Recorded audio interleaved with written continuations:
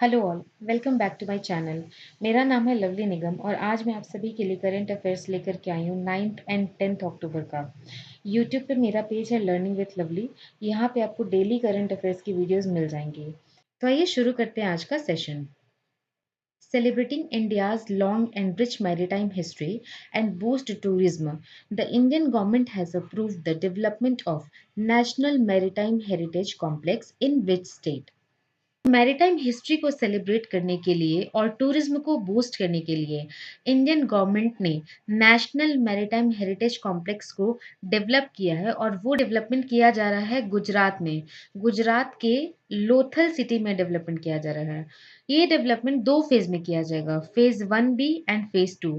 Phase 1B का almost 60% construction complete हो चुका है। रिमेनिंग कंस्ट्रक्शन जो है वो 2025 तक ऑलमोस्ट कंप्लीट हो जाएगा।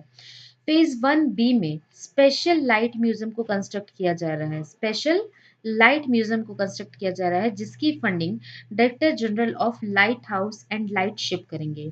इस लाइट म्यूजियम में 6 गैलरीज होंगी और ये 6 गैलरीज एंशियंट लोथल टाउनशिप को रिप्रेजेंट करेंगी। इसके अलावा इसमें 8 और गैलरीज को भी ऐड किया जाएगा। बगीचा कॉम्प्लेक्स को भी इसमें इंक्लूड किया जाएगा। फेज 2 के कंस्ट्रक्शन में होटल्स एंड पोर्ट्स का निर्माण होगा। होटल्स एंड पोर्ट्स का, और ये जो कंस्ट्रक्शन है ये पब्लिक प्राइवेट पार्टनरशिप के ऊपर बेस्ड होगा। दैट मीन्स इसमें गवर्नमेंट की भी फंडिंग होगी, प्राइवेट कंपनीज की भी फंडिंग इसमें होगी। ये दोनों फेज जो हैं इनको ऑर्गेनाइज्ड और मैनेज किया जाएगा एक ऑर्गेनाइजेशन के द्वारा जिसका नाम है सोसाइटी, जो कि सोसाइटी रजिस्ट्रेशन एक्ट 1860 के ऊपर काम करेगी। ये सोसाइटी ऑर्गेनाइजेशन रिपोर्ट करेगी ministry of port, shipping and waterways को। इस पूरे कंस्ट्रक्शन प्रोसेस में ओवरऑल 22,000 जॉब क्रिएट किए जाएंगे, जिसमें 15,000 जॉब जो होंगे वो डायरेक्टली क्रिएट किए जाएंगे एंड रिमेनिंग 7,000 जॉब indirectly वे में क्रिएट किए जाएंगे। To improve infrastructure in area near Pakistan border, the Indian government has approved the construction of 2,280 km of roads in Rajasthan and Punjab. This involved total investment of how much crore?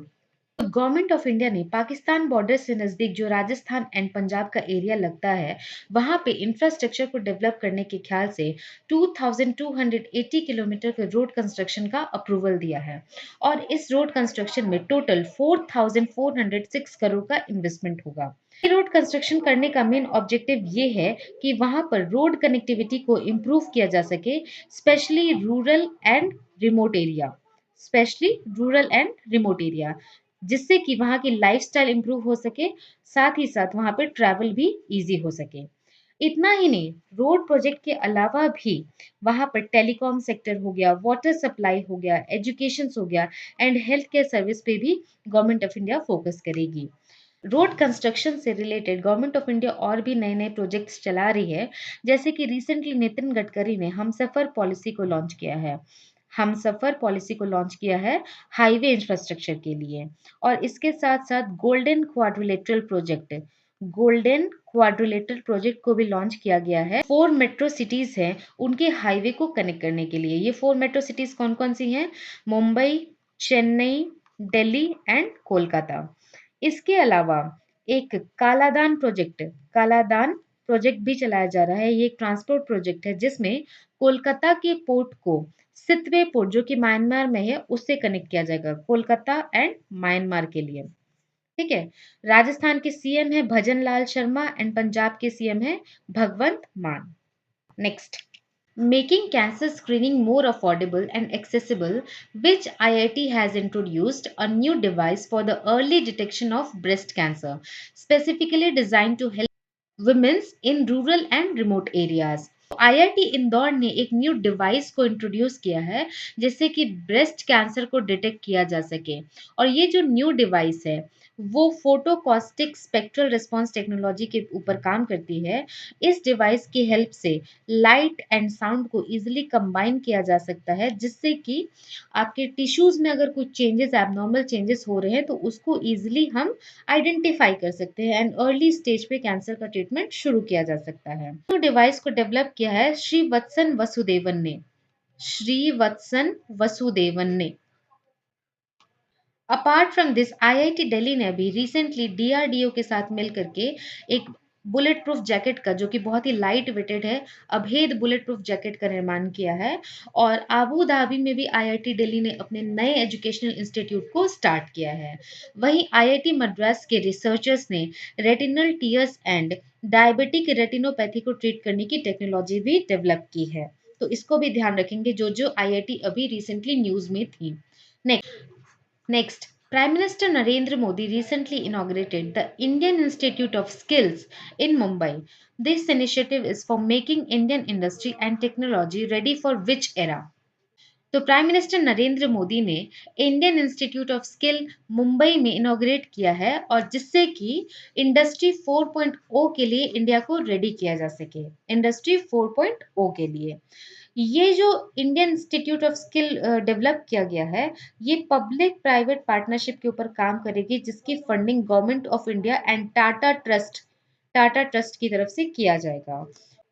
इस institute में total 6 specialised course पे training दी जाएगी और high quality की training provide की जाएगी इसमें।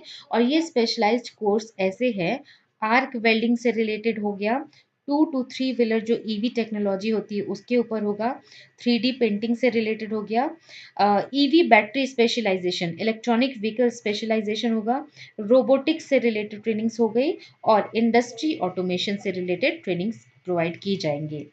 इसके अलावा विद्या समीक्षा केंद्र विद्या समीक्षा केंद्र को भी प्रधानमंत्री नरेंद्र मोदी ने महाराष्ट्र में इनॉग्रेट किया है, जिससे कि आर्टिफिशियल इंटेलिजेंस को इम्प्रूव किया जा सके इन एजुकेशन सिस्टम।